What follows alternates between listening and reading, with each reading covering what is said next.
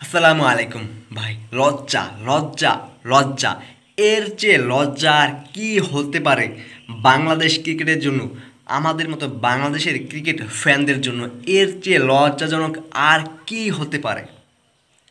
যে আমেরিকার বিপক্ষে বাংলাদেশ এর আগে কখনো টি-20 ম্যাচই খেলেনি, ক্রিকেটের কোনো ফরম্যাটেই কোনো ম্যাচই খেলেনি, যে আমেরিকার বিপক্ষে, যে যুক্তরাষ্ট্রের বিপক্ষে, সেই যুক্তরাষ্ট্রের বিপক্ষে প্রথমবারের মতো টি-20 ম্যাচ খেলতে নেমেই 5 উইকেটের বিশাল পরাজয়। সত্যি বাংলাদেশ ক্রিকেটের জন্য এটা বিশাল এক লজ্জা, শান্তর জন্য এক বিশাল লজ্জা।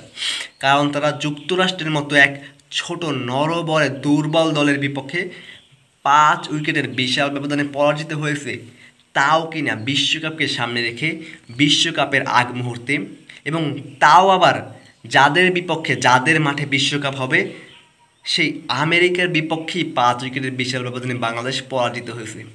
সত্যি এটা বাংলাদেশের জন্য সত্যি লজ্জাজনক একটা বিষয়।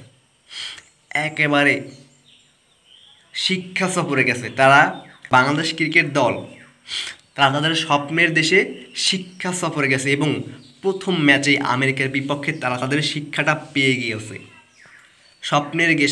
স্বপ্নের দেশে গিয়ে, শিক্ষা সফরে গিয়ে তারা তাদের শিক্ষাটা প্রথম ম্যাচেই পেয়ে গেছে। আমেরিকার মতো দুর্বল দলের বিপক্ষে 5 উইকেটের বিশাল ব্যবধানে পরাজিত হয়েছে বাংলাদেশ, এবং আমেরিকার মতো দলের বিপক্ষেও ব্যর্থ শান্ত লিটন। সত্যি এটা দুঃখজনক, এর চেয়ে দুঃখজনক আর কিছু হতেই পারে না, এর চেয়ে লজ্জাজনক বাংলাদেশ ক্রিকেটের জন্য আর কিছু হতেই পারে না। ম্যাচের পর ম্যাচে ব্যর্থ হওয়া, ম্যাচের পর ম্যাচে ডাক মারা, বাংলাদেশের এক প্রকার এখন কলঙ্ক, ব্যাটিংয়ে কলঙ্ক, সেই লিটন কুমার দাসকে স্কোয়াডে রেখেছে এবং বিশ্বকাপের স্কোয়াডে রেখেছে, এবং এই আমেরিকার বিপক্ষেও খেলানো হয়েছে, এবং এই আমেরিকার বিপক্ষেও এই লিটন দাস ব্যর্থ। এই টিম নিয়ে আসলে বিশ্বকাপে কি হবে?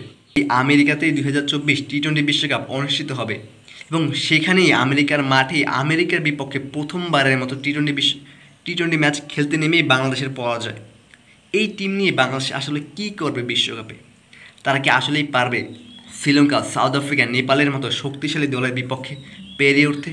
এই কন্ডিশনে, এই মাঠে, এই আবহাওয়া সামলিয়ে দেখা যাক বিশ্বকাপে বাংলাদেশের অবস্থাটা কী রকম হয়।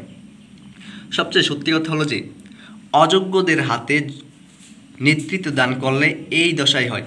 নাজমুল হোসেন শান্ত, যিনি কিনা কখনোই অধিনায়ক হওয়ার যোগ্যতা রাখেন না, সেই নাজমুল হোসেন শান্তকে অধিনায়কত্ব দেওয়া হলো, এবং তিনি ম্যাচের পর ম্যাচ ব্যাটিংয়ে ব্যর্থতা দেখিয়ে যাচ্ছেন এবং ব্যর্থ হচ্ছেন ব্যাটিংয়ে।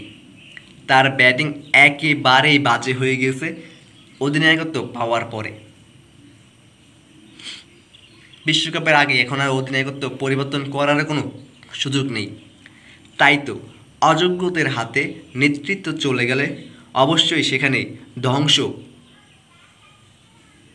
নিশ্চিত, সেখানের ধ্বংস নিশ্চিত।